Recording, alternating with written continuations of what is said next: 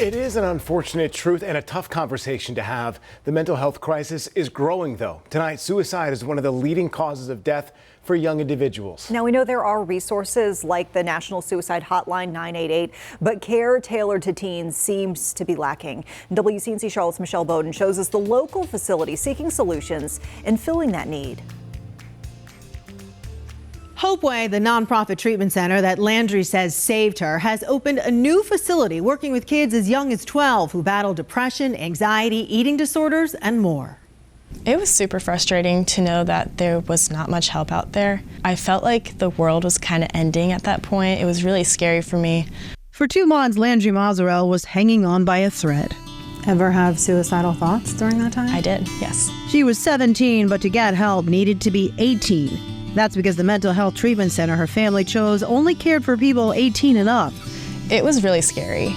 Knowing that I truly didn't know if I was going to make it through, I had a hard time moving forward. I was just kind of counting down the days, waiting and waiting.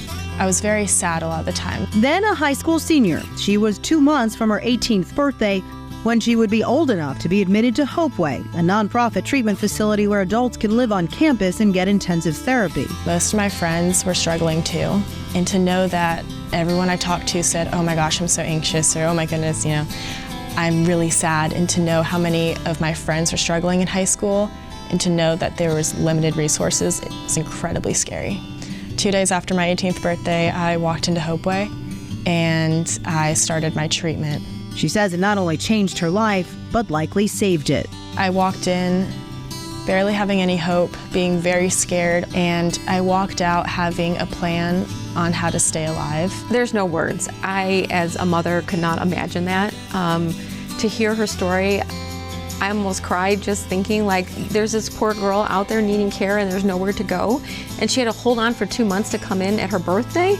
The fact that we can do this now and serve those kids is life-changing. Dr. Allison Karofsky-Mazie runs Hopeway, which just this year opened a new clinic specifically for ages 12 to 18, treating an array of mental health and eating disorders. The crisis is overwhelming, and there are so many people struggling right now and not enough services, and so the ability to increase access that is affordable is really the key that we are trying to meet right now. Landry is now 21, a rising senior at App State and a fierce advocate for mental health.